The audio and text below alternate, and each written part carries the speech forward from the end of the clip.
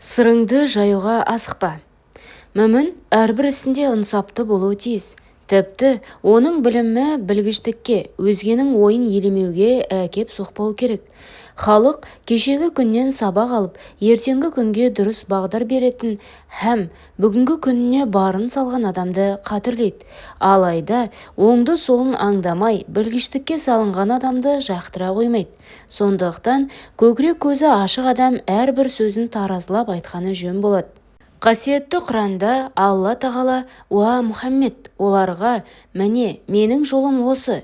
Мен Аллаға көрегендікпен, нақты дәлелге сүйене отырып, адамның сана сезіміне, ой-өрісіне сай түрде шақырамын.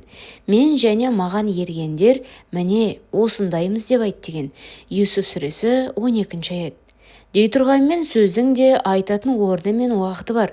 Хазіреті Али, Алла оған разы болсын, әрбір мақамның мақалы бар дейді. Рас, айтылған сөз иесін табады, орында айтылмаса иесін де киесін де қоса жоғалтады.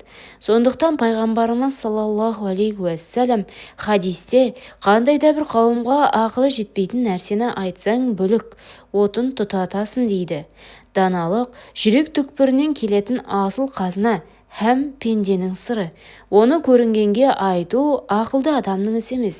Хакім Абай: хикмет сөздер өзімшіл наданға айтқанда, көңіл уанғаны да болады, өшкені де болады дейді.